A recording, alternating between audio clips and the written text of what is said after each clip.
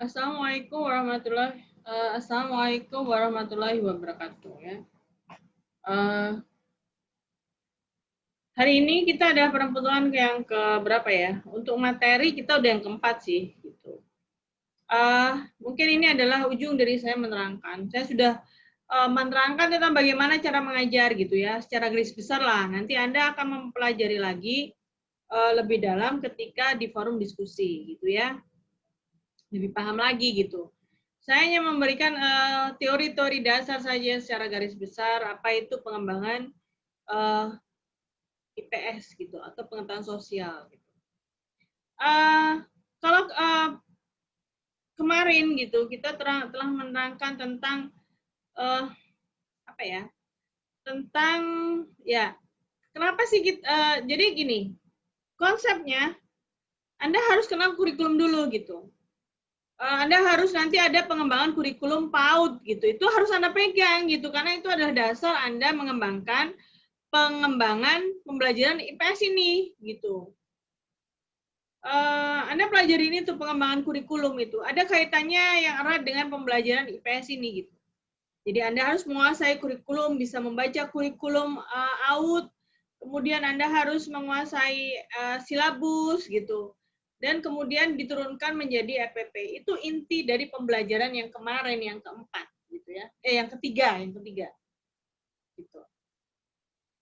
Kemudian yang sekarang ini gitu. Sekarang ini kita akan membahas tentang pengembangan perkembangan secara psikologi perilaku sosial anak usia dini gitu. Seperti apa sih gitu dan untuk apa gitu guru harus mengetahui perilaku sosial anak usia dini. Penting karena itu digunakan untuk pendekatan karena sifat anak-anak itu adalah secara individu berbeda-beda gitu. Jadi kita harus maklumi gitu. Dan kita harus jadi seorang guru TK itu bukan melihat dia itu sebagai sosok yang dewasa atau anak yang SD, bukan. Tapi kita harus melihat kacamata anak itu adalah kacamata anak-anak, bukan orang dewasa. Jadi kita memahami, menyelami dunia mereka. Sehingga apapun pelajarannya itu akan masuk. Itulah fungsinya kita mempelajarin tentang bagaimana psikologi perkembangan anak usia dini. Penting itu bagi guru. Saya pun dulu, waktu saya kuliah di S1 Digdas, saya paling suka mata kuliah itu, pengembangan psikologi anak-anak gitu. Saya mendapatkan nilai bagus gitu, karena saya begitu mencintai, saya suka dengan psikologi perkembangan gitu, ilmu psikologi perkembangan. Tokoh dari psikologi perkembangan adalah Elizabeth Hurlock gitu. Dia memberikan ciri-ciri setiap etapa, setiap tabahan gitu. Bagaimana pengembangan bahasa, bagaimana pengembangan sosialnya gitu, cukup lengkap. Saya suka gitu. Oke, jadi itu manfaatnya.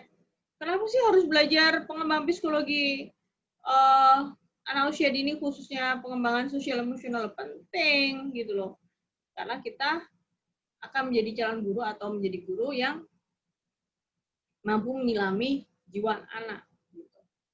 Sehingga kalau kita sudah paham perilaku anak itu, maka dia akan senang sama kita. Ilmu apapun akan masuk dan bisa diterima gitu. Contohnya, kalaupun Anda lebih memahami pasangan Anda gitu, kemarahannya, ketidaksukaannya, kesukaannya, memahamilah perilakunya, maka dia akan mencintai Anda gitu, karena Anda orang yang sangat memahami dan memaklumi apapun kekurangan dan kelebihan pasangan Anda gitu. Demikian pula dengan guru anak usia dini gitu. Itu kuncinya. Kenapa? Bahwa anak itu adalah unik. Itu anak itu memiliki dilahirkan dengan sifat individu yang berbeda karena dia dibesarkan oleh orang tua yang pola asuh, pola pikir itu juga berbeda. Sehingga ketika dia masuk di kelas kita, masuk di kelas TK akan banyak keberagaman yang harus kita maklumi. Tapi di tengah keberagaman pasti ada ciri-ciri khas yang menjadi ciri khas umur mereka gitu. Oh seperti ini loh, udah khas gitu. Khas dari usia dini itu gitu. Jadi itu yang akan kita pelajari. Oke, mari kita akan belajar tentang apa namanya PowerPoint ya.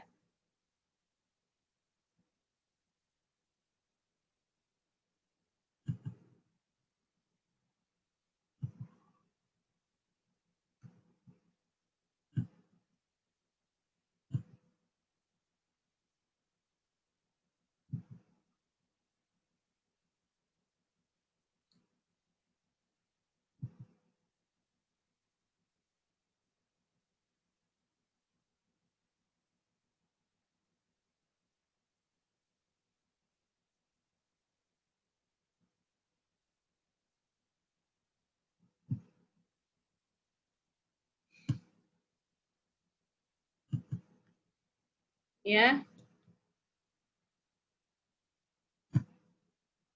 perkembangan sosial emosional gitu ya, kita belajar.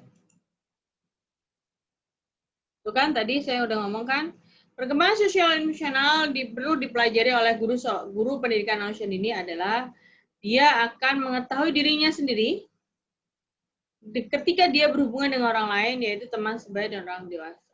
Jadi dia bisa menempatkan dirinya gitu. Terus bertanggung jawab terhadap diri sendiri maupun orang lain yang berperilaku prososial.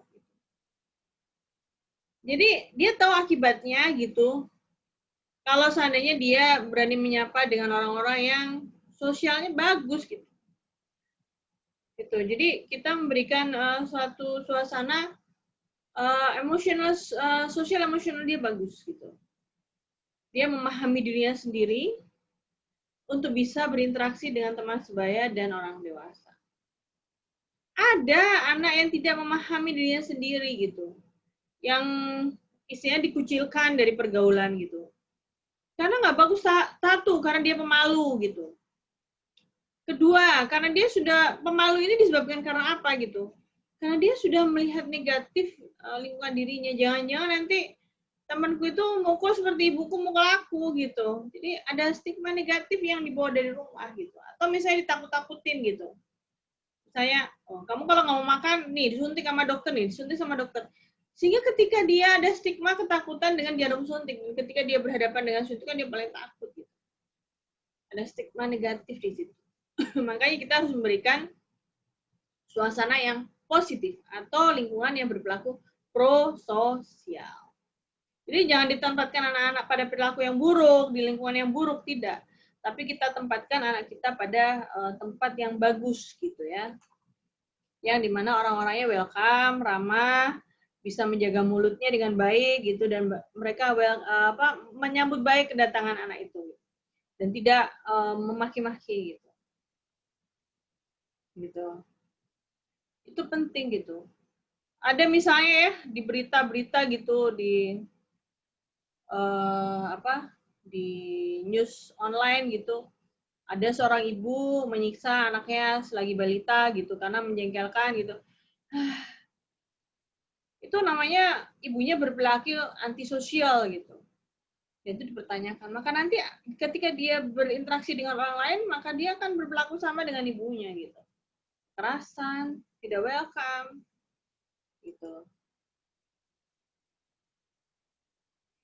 Perkembangan sosial merupakan perolehan kemampuan perilaku yang sesuai dengan tuntutan sosial. Ya, gitu. Misalnya begini, ketika usia 3 tahun dia udah harus mulai makan sendiri, sampai usia 5 tahun dia harus bisa pegang sendok, pegang garpu. Itu udah perkembangan sosial. Gitu. Atau misalnya, dia masuk TK sudah harus bisa bergaul dengan kawannya, nggak boleh menutup diri, enggak.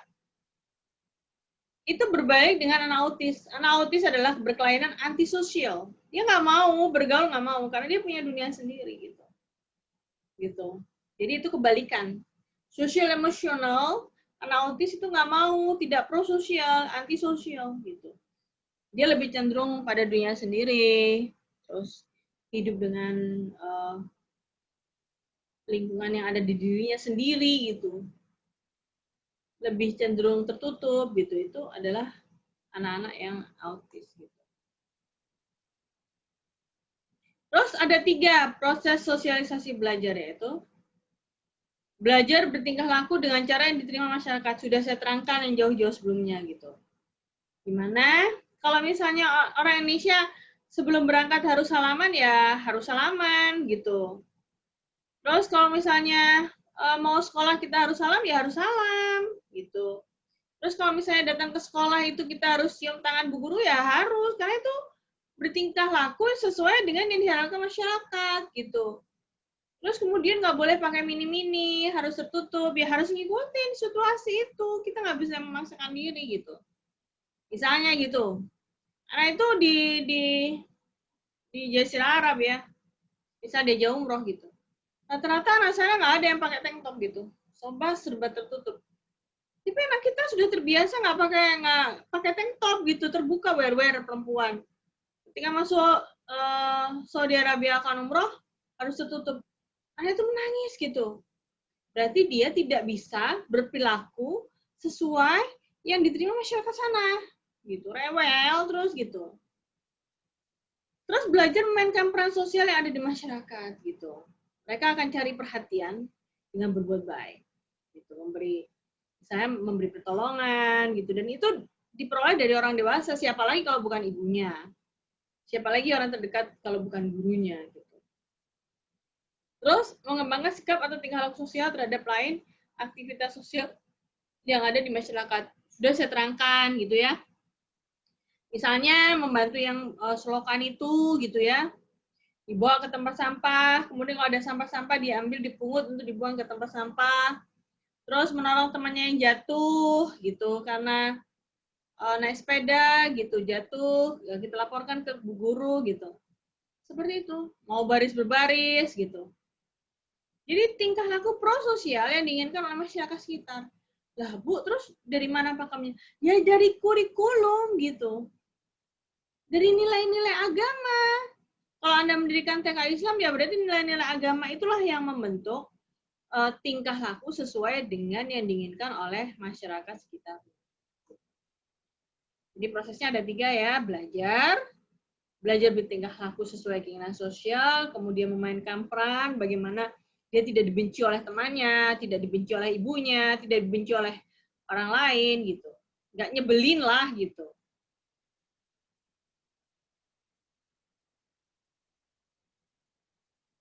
Nah, kita akan masuk pada perkembangan sosial emosional anak.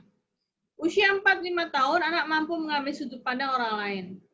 Dia egosentrisme. Jadi kalau telepon, halo, dia akan cerita tentang dirinya sendiri gitu, narsis gitu ya. Dan kalau udah suka dengan barang nggak mau dilepas itu, terus misalnya dia suka Barbie itu, dia suka Hot Wheels mobil ya itu nggak boleh dipegang orang lain, itu masih egosentris gitu. Nah, oleh karena itu kita harus mengkikis egosentrisnya itu, jangan dibiarkan, tapi dia dimasukkan pada lingkungan yang prososial, yang mau berbagi gitu. Jangan dibiarkan, nanti dia egosentris terus, pelit, dia pelit gitu, jadi orang pelit gitu ya.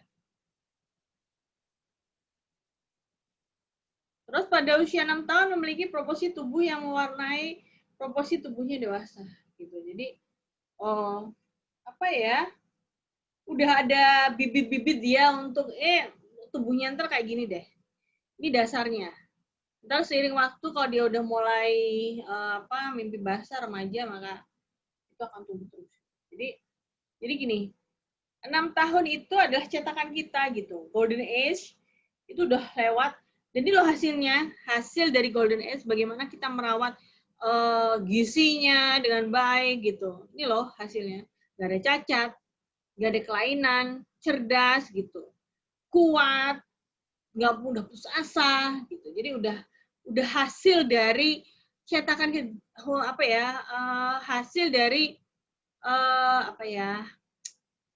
istilahnya apa ya? Hasil dari kalau orang Jawa sih ngomongnya ngomong gitu apa ya? Merawat. Jadi hasil dari merawat kita baik secara jasmani maupun rohani. Jadi oh iya ternyata anakku nggak cacat. Anakku mampu bersosialisasi, anakku bukan anak yang berkebutuhan khusus, anakku itu hasilnya gitu ya. 6 tahun.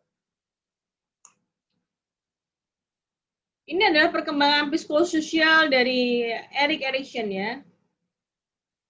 Fase 0 sampai 18 bulan, fase pembentukan dasar kepercayaan, VS tidak percaya. Jadi gini, kalau 0 tahun, itu masih boleh dia akan dipegang siapa. Tapi kalau udah mau ke 1 tahun, kalau dia terbiasa dengan ibunya, maka ketika digendong oleh orang lain, dia nangis gitu. Karena itu tidak percaya, rasa tidak percaya. Tapi kalau ibunya berinteraksi di rumah itu lebih dari satu orang, ayahnya, bibinya, neneknya, kemudian ada kakaknya, ada siapa lagi gitu, maka akan ada dasar kepercayaan. Dia akan mau digendong dengan siapapun. Kan ada kan bayi yang mau digendong usia 7 bulan, 3 bulan yang mau digendong dengan siapapun.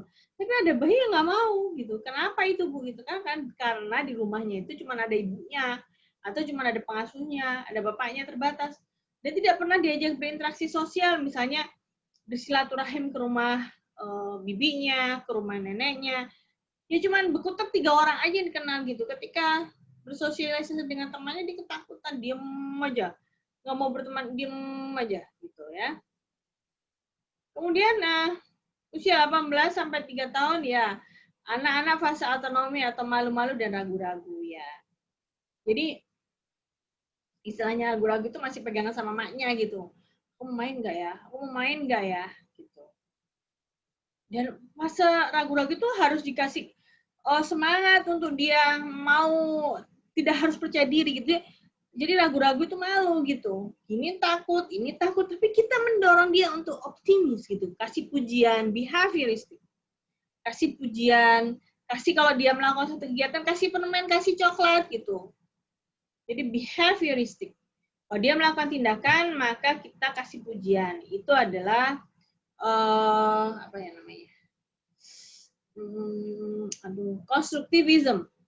Jadi anak akan terus maju apabila kita berikan pujian, dukungan terus.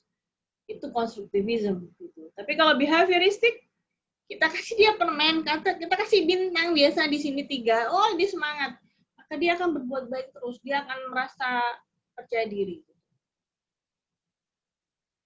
Terus fase inisiatif 3-6 tahun yaitu merasa bersalah, anak mengendalikan perasaan. Jadi dia bisa mengungkapkan nangisnya, ketidaksukaannya gitu, itu udah 6 tahun. Udah beda kalau usia 18 bulan sampai 3 tahun itu masih bisa ditekuk. Kalau 3-6 tahun udah mulai dia punya inisiatif sendiri. 1, dia mulai inisiatif untuk BAB, buang air besar sendiri. Walaupun belum bisa cebok, tapi udah bilang ke mamanya, "Mah, aku mau pingin BAB." Terus itu harus dibiasakan gitu usia 3-6 tahun, jangan sampai pakai pampers terus. Kalau sampai pampers terus itu berarti dia merasa tidak bersalah gitu. Dia tidak memiliki rasa tanggung jawab, tidak peka, tidak malu gitu. Tapi kita harus toilet training di usia itu ya. Gitu. Terus dia misalnya lapar, "Ma, aku lapar." Dia punya inisiatif untuk makan sendiri. Gitu. Jadi usia 3 tahun harus sudah mulai belajar makan sendiri, gitu ya. Inisiatif. Terus kemudian dia sudah mempunyai inisiatif memakai baju sendiri. Mandi sendiri walaupun berjam-jam di kamar mandi main sabun. Gak ada masalah karena dia punya inisiatif bahwa mandi itu dua kali, pagi dan sore. Gitu. Itulah. Kalau dia nggak mandi, dia merasa bersalah. Kalau dia misalnya pipis di celana, itu merasa bersalah. Gitu.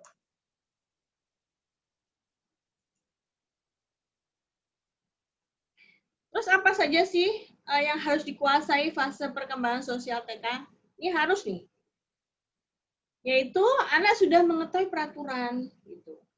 Ini, jadi anak lulus TK itu, apa sih perkembangan emosional TK gitu? Mengetahui peraturan, taat pada peraturan, mengetahui hak dia. Apa haknya dia? Menerima pelajaran, berbagi makanan, dan kepentingan. Kepentingan dia apa? Bermain. Belajar sambil bermain. Kemudian sudah dapat bermain dengan teman.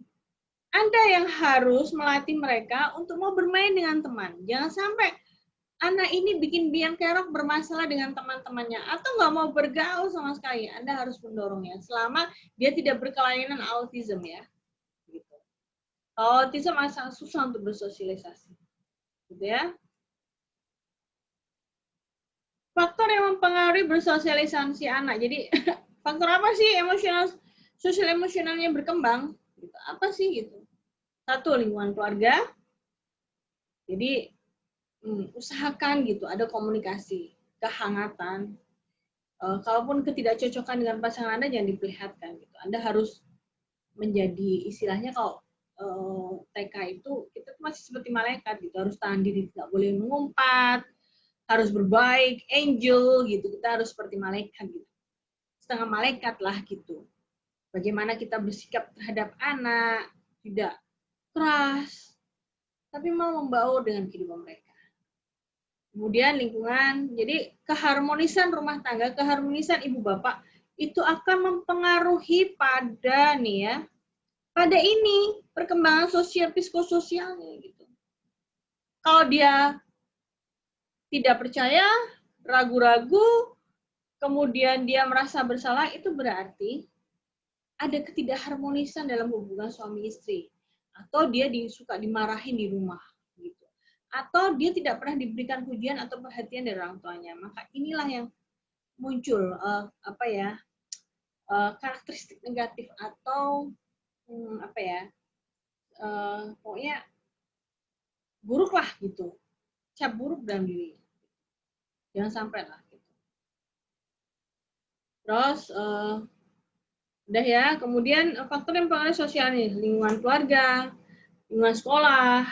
Jadi Anda harus pilih sekolah yang gurunya itu bagus-bagus bertutur kata. Jangan sampai ada yang galak terhadap anak, yang selalu welcome, ramah, suka menyanyi, keep smiling. Itu akan membuat hati dan suasana dan aurora di sekolah itu akan membawa anak juga bahagia. Gitu. Membawa anak pada sosial emosional yang bagus. Gitu. Optimis, nggak malu-malu, nggak merasa bersalah, pede habis. Gitu. Kemudian kelompok lingkungan masyarakat. Anda masih ingat nggak gitu? Ada sebuah video viral di mana anak usia 4 tahun dicekoki miras oleh orang dewasa. Dan itu langsung orang dewasanya itu ditangkap dan sekarang masih proses hukum. Kasihan, karena dia mendapatkan kelompok masyarakat yang pemabuk. Kalau ini dibiarkan, maka dia akan minum minuman keras itu seperti air putih gitu. Bayangin kalau anak kecil sudah terbiasa dengan minuman minum minuman keras seperti air putih, gimana itu? Lebih parah gitu. Terus kemudian faktor dalam diri anak. Jadi kalau teorinya nativism gitu, bahwa anak itu membawa pribadinya masing-masing gitu sejak lahir karakternya gitu. Dan itu diturunkan oleh gen-gen terdahulu dari bapaknya, dari ibunya gitu. Perilaku itu diturunkan dari kedua orang tua. Gitu. Jadi harap maklum lah, gitu ya. Contohnya apa, Bu? Gitu faktor dalam diri anak. Misal, anak ini sudah dilahirkan dalam kondisi yang pendiam, gitu. Mau diapa-apain dia diem. Sedikit ngomong, tapi perhatian. Kemudian yang kedua ada lagi.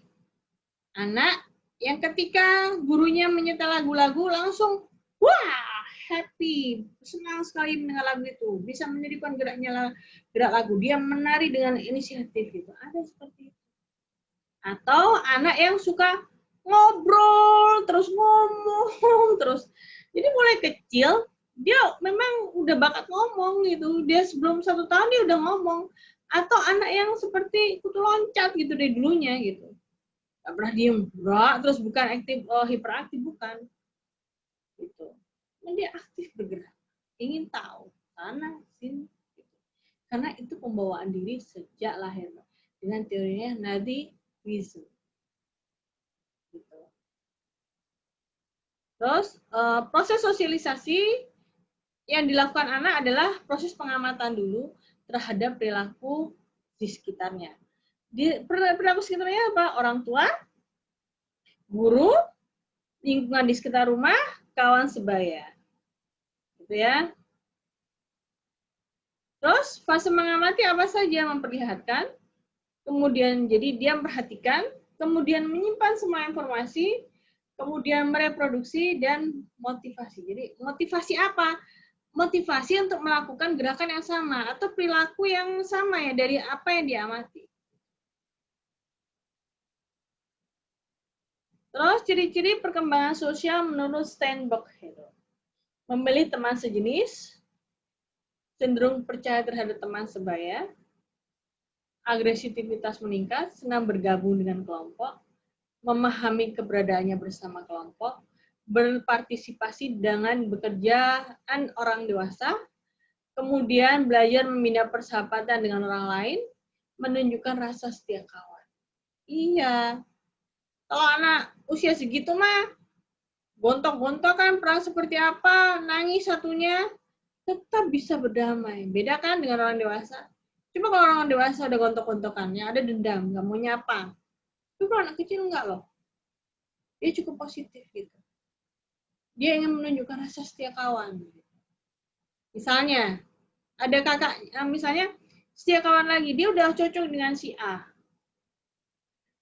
Kemudian si A itu dibully oleh temannya si B. Maka si C akan membela kawannya yang dibully itu. Kan ada setia kawan. Atau misalnya ke toilet gitu, nggak mau sendiri, pasti ngajak kawan. Dan kawannya itu mau diajak ke toilet karena takut gelap kan anak itu. Gitu. Terus belajar membina persahabatan dengan orang lain, iya. Nggak kenal orang, anak kecil tuh nggak tahu namanya, asal dia akrab sama orang baru, dia selalu positive thinking loh, gitu. Di sekitarnya ada teman sebaya, dia sapa, coba tanya, siapa namanya? Kamu tadi temanmu siapa namanya? Dia nggak mau jawab, nggak bisa. Gitu. Jadi itu ya. Gitu. Terus, karakteristik perkembangan emosi pada manusia ini, emosi anak berlangsung singkat, anak bersifat intens, temporer, anak muncul cukup sering, emosi anak bermacam-macam, emosi anak dapat berubah, kekuatan emosi anak dapat berubah, ekspresi emosi anak dapat berubah. Jadi, ini loh perkembangan emosi gitu. Emosi itu bisa, nggak selalu melulu marah sih, emosi itu bisa suatu semangat dia belajar gitu. Dan itu sifatnya temporer ya. Bisa berubah-ubah yang saya bilang tadi. Mau dia musuhan dengan temannya, gontok-gontokan gitu. Dia akan berdamai kok gitu. Karena ekspresi emosi mereka berubah-ubah gitu. Bersifat temporer gitu. Misalnya pernah mukul kawan gitu ya, jos didosok gitu. Kan nanti juga kalau udah ketahuan dunia, ayo nggak boleh berkelahi. Nanti kalau sudah berdamai ya nggak ada lagi dendam atau pingin mukul lagi, nggak seperti orang dewasa gitu. Karena mereka positive thinking gitu. Terus kadang-kadang tantrumnya apa? Nangis kalau nggak diinginkan, keinginannya dia tantrum, nangis gitu sampai gulung-gulung di lantai. Apa yang dilakukan? Anda nggak boleh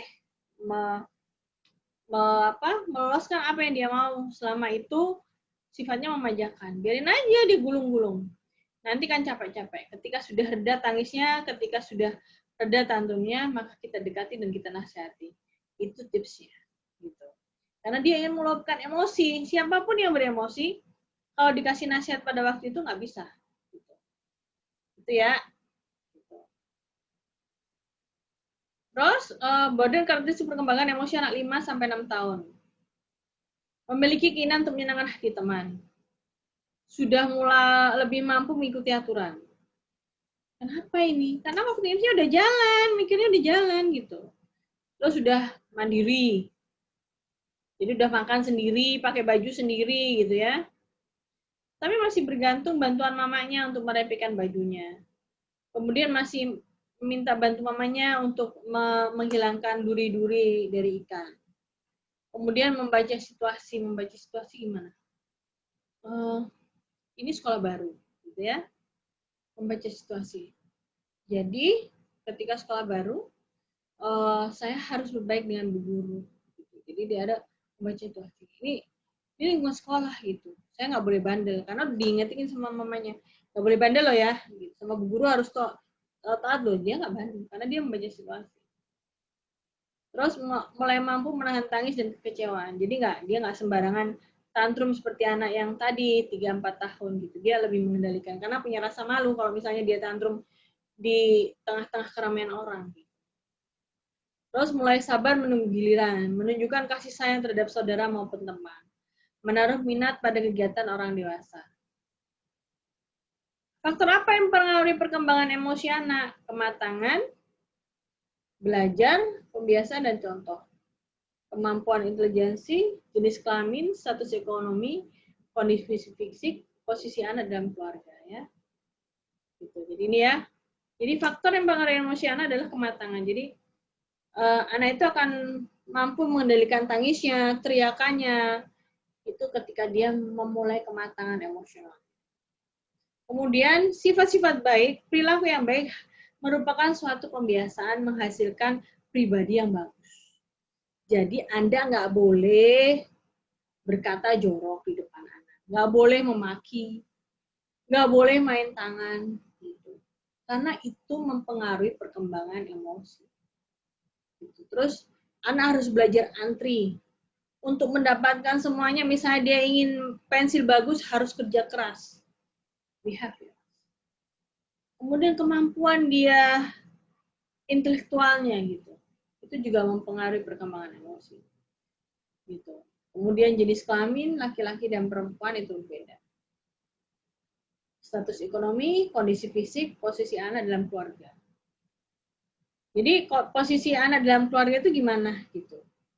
Anak nomor 1 itu lebih gampang, lebih gampang marah daripada anak kedua. Kok bisa, Bu? Karena waktu itu dia adalah tunggal, dimanja orang tuanya, dan belum kepikiran punya adik kan, gitu. Terus kemudian, jadi anak nomor 1 itu limpahan kasih sayang, gitu. Sehingga ada sifat egosentris, gitu. Berbeda dengan anak yang kedua. Anak yang kedua lebih emosional, lebih stabil daripada anak yang pertama. Karena apa? Karena dia mendapat contoh dari kakaknya. Dia akan mendapatkan contoh dari lingkungan sekitar. Gitu. Oke? Sampai di sini perkuliahan kita hari ini. Gitu. Syahirin, jadi itulah ilmu perkembangan sosial anak yang perlu Anda kuasai. Saya akhiri perkuliahan ini. Wassalamualaikum warahmatullahi wabarakatuh.